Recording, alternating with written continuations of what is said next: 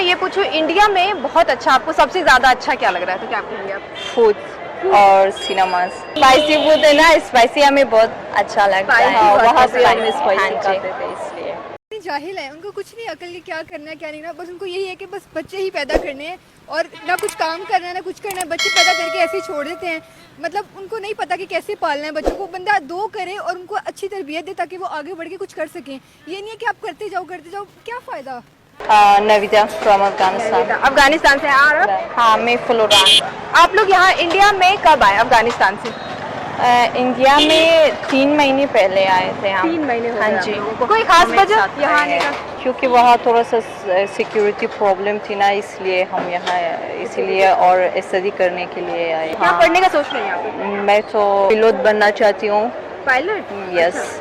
जय हिंद दोस्तों। अफगानिस्तान से भारत आए लड़कियों ने भारत को अपना देश कहते हुए भारत को सुरक्षित और सबसे सुंदर ठिकाना माना है। भारत और अफगानिस्तान के रिलेशंस अच्छे और गहरे हैं। भारत ने हमेशा से ही अफगानिस्तान में निवेश करते हुए अफगानिस्तान के डेवलपमेंट में कंट्रीब्यूशन किया है। इंडिया को अफगानिस्तान की तरह प्यार करती हूँ। कजिन के साथ बाहर जाए तो पुलिस हमको टॉर्चर करती है। सेफ तो सिक्योरिटी में बहुत अच्छा है, सिक्योरिटी में, इसलिए हम यहाँ आ गए। और फैमिली के साथ तो बिल्कुल कहीं भी नहीं जाते। हिंदी तो आता है। हिंदी कैसे आता है आप लोगों को? क्योंकि हम वहाँ बहुत मूवी देखते हैं अफगानिस्तान में। बॉलीवुड। तो कौन सा फेवरेट मूवी है आपका बॉलीवुड में?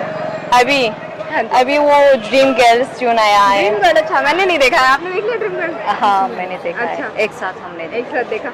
ये थी अफगान रिफ्यूजीज गर्ल जो कि अपने परिवार को छोड़ के अफगानिस्तान से इंडिया आ चुकी हैं। और इंडिया में कोई पायलट बनना चाहता है तो इंडिया में कोई आईटी सीखना चाहता है। और सिक्योरिटी पॉइंट ऑफ व्यू से यस, इंडिया बहुत बहुत सेफ है। तालिबान की जब से हुकूमत आई है वहां पर गर्ल्स फ्रीडम कहीं ना कहीं खत्म हो चुकी है। पाकिस्तानी जाहिल है, उनको कुछ नहीं अकल कि क्या करना है क्या नहीं ना, बस उनको यही है कि बस बच्चे ही पैदा करने हैं और ना कुछ काम करना है ना कुछ करना है, बच्चे पैदा करके ऐसे ही छोड़ देते हैं। मतलब उनको नहीं पता कि कैसे पालना है बच्चों को। बंदा दो करे और उनको अच्छी तरबियत दे ताकि वो आगे बढ़ के कुछ कर सकें। ये नहीं है कि आप करते जाओ क्या फ़ायदा। तो मैं तो यही कहूँगी कि अकल करो पाकिस्तानियों। शऊर क्यों नहीं है इतना? लोग जो है वो बच्चों आबादी कंट्रोल पे जा रहे हैं। बहुत से कंट्रीज अनपढ़ है ना, जाहिल है, तो उनको क्या कहें हम आप। तो क्योंकि वसाइल हमारे मुल्क में इतने नहीं है, इससे क्या होता है जब बच्चे ज्यादा पैदा होते हैं तो हम उनको खिला पिला नहीं सकते, फिर चाइल्ड लेबर प्रमोट होता है। वसाइल तो पाकिस्तान में बिल्कुल नहीं है। मतलब आप खुद देख लें कि अब लोग सड़कों पे इस तरह बैठे होते हैं, बच्चे पैदा करके ऐसे छोड़े होते हैं, उनका क्या फ्यूचर होगा? कुछ भी नहीं होगा। तो इसलिए बेहतर है कि आप लोग सब्र करें ना। मतलब ये कहते हैं सवाब मिलता है बच्चे ज्यादा पैदा करने से, अब इनको क्या करें? बच्चे पैदा करके सवाब मिलता है, लेकिन बच्चों को खिलाना पिलाना कहाँ से करेंगे? भूखा मारना है उनको सारी जिंदगी। तो क्या फ़ायदा ऐसे बच्चे पैदा करने का जो खा ही नहीं सकते, जिनका खाना नहीं पूरा मिल रहा, ना उनकी एजुकेशन कुछ होगी, तो क्या फ़ायदा। दोस्तों, आपको बता दें कि हाल ही में सोशल मीडिया पर एक वीडियो काफी वायरल हो रही है। अफगानिस्तान से आई कुछ लड़कियां भारत आकर डॉक्टर और पायलट बनने के सपने देख रही है। बता दें कि अफगानिस्तान एक बेहतरीन देश हुआ करता था। महिलाओं को आजादी से लेकर अच्छी शिक्षा और बेहतरीन कारोबार चलता था। विशेष रूप से 1960 और 1970 के दशक को काबुल के स्वर्ण युग के रूप में माना जाता है, जब शहर आधुनिक और पारंपरिक दोनों का मिश्रण था। यह वह समय था जब महिलाएं मिनीस्कर्ट और हेड स्कार्फ पहनती थी। लोग व्यक्तिगत स्वतंत्रता का आनंद लेते थे और दुनिया भर से हिप्पी और यात्री राजधानी में आते थे। अमेरिकी सहायता प्राप्त तालिबान के सत्ता में आने से पहले देश एक सहिष्णु धर्मनिरपेक्ष देश हुआ करता था। महिलाओं की स्थिति बहुत बेहतरीन हुआ करती थी, क्योंकि 70 के दशक की अफगान महिलाएं कॉलेज जाती थी, चिकित्सा की पढ़ाई करती थी। दुर्भाग्यवश कट्टरपंथी तालिबान सरकार आने के बाद महिलाओं पर बड़ी पाबंदी लगवाई गई। तालिबान एक सुन्नी इस्लामवादी, राष्ट्रवादी और पश्तून समर्थक आंदोलन है, जिसकी स्थापना 1990 के दशक की शुरुआत में हुई थी, जिसने 1996 से अक्टूबर 2001 तक अधिकांश अफगानिस्तान पर शासन किया था। अफगानिस्तान में तालिबान की सरकार आने के बाद देश से कई लोग देश छोड़कर दूसरे देश में जा रहे हैं। ठीक इसी तरह अफगानिस्तान से भारत कई रिफ्यूजी आ गए और वो भारत में रहते हुए नए नए सपने देख रहे हैं। चेंज है और अफगानिस्तान के लोग इंडिया से बहुत प्यार भी करते हैं। ये हम वीजे दिए जाते हैं ये उनको। हमने देखा है, और वो इंडिया ने जिन पे एहसान किए हैं, अफगानिस्तान के लोग आज भी उन एहसानों को तो ये याद भी तो करते देखो हैं। ना, इंडियन उनको क्यों आने देते हैं। अफगानियों ने भी तो जाके इंडिया में कोई ऐसी दहशतगर्दी दहशतगर्दी या कोई नहीं, अपना yes. ऐसा इमेज नहीं क्रिएट किया जिससे उनको इंडिया नुकसान नाराज हो हो जाए। या वहाँ के लोगों को कोई प्रॉब्लम हो। तो उन्होंने भी वो हक अदा किया। अगर वो इंडिया जाते हैं, वहाँ पे रहते हैं, तो वो उसी तरह से रह रहे हैं जिस तरह से उनको रहना चाहिए। हाँ, टेररिज्म नहीं या करते वहाँ पे हैं। जाके धरने निकाल दिए कि इंडिया हमारा बनेगा, जैसे मुस्लिम लोग करते हैं और हम देख रहे होते हैं। तो इसी वजह से उनको फ्री वीजा है, वो कभी भी आ सकते हैं, रह सकते हैं, अपनी yes. मर्जी से जा सकते हैं। उनके लिए वहाँ पे उन्हीं की जुबान में स्कूल भी हैं। जो टोटली खत्म हो चुकी है। अफगान गर्ल डॉक्टर थी, खत्म। जो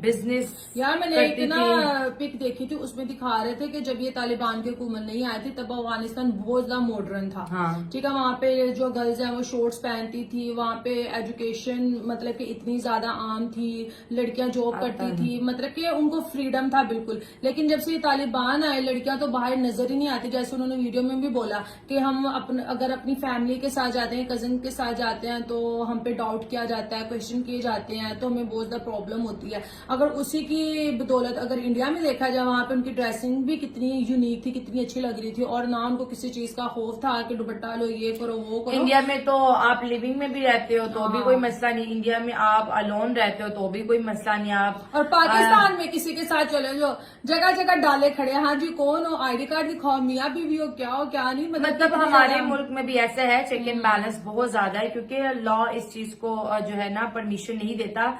लेकिन अफगानिस्तान के हालात पाकिस्तान के बरक्स हैं। हमारे मुल्क में ड्रेसिंग सेंस के पॉइंट ऑफ व्यू से कोई पाबंदी नहीं है, वेस्टर्न पहनो, ईस्टर्न पे तो पहनो, law है ना, शरिया ये हम पे डिपेंड करता है। अब लड़कियां क्योंकि इंडिया आ चुकी हैं और ये कभी वापस नहीं जाएंगी, क्योंकि देखिए इंडिया का एक इतना फ्री माहौल है, इतना सेफ माहौल है, इसमें आप पढ़ भी सकते हो, आप काम भी कर सकते हो, आप अर्न भी कर सकते हो, और इसके साथ साथ आप अपना लाइफ पार्टनर भी फ्रीली क्या करते हैं, चूज कर सकते हैं, क्योंकि इंडिया का जो कॉन्स्टिट्यूशन है वो आपको इस चीज की परमिशन देता है।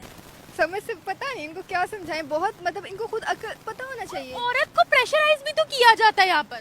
यार देखिए, मैंने खुद देखा इतना कि औरतों को वाकई बहुत प्रेशराइज करते हैं, और औरतें भी बात मान लेती है ना, मतलब इतनी जाहिल होती हैं। उनको समझना चाहिए कि नहीं भाई, हम अपने औरत को चाहिए कि वो कुछ बोले मर्द के आगे, ये नहीं कि खाली मर्द ही सारा कुछ बोलते हैं, मर्द जो कहेगा वही करना है। तो फिर तलाक हो जाएगी। अब ये तो मुझे नहीं पता, इतना मुझे नहीं पता, लेकिन औरत को चाहिए कि वो सब्र करे। हर बात मर्द की सही नहीं होती, तो ज़रा तो फिर कैसे ट्रीट किया जाता है औरत को? कि कुछ लोगों को बेटी की ख्वाहिश होती है, बेटी नहीं मिलती वो लगातार लगे रहते हैं, कुछ लोगों को बेटों की ख्वाहिश होती है, बेटा नहीं मिलता वो लगातार लगे रहते हैं जब तक बेटा या बेटी नहीं होती। जिनको बेटों को ख्वाहिश होती है उनको बेटा मिलते ही नहीं है। हमने जहाँ तक देखा है कि मतलब उनको बाहर दफ़ा वो 4 शादियाँ कर लेते कि नहीं अब बेटी होगी, लेकिन फिर भी उनको बेटी नहीं होती। तो मतलब आप बेटा बेटी क्या? तो दोस्तों, अगर आपको वीडियो पसंद आ जाती है तो कृपया लाइक, कमेंट और सब्सक्राइब कीजिए।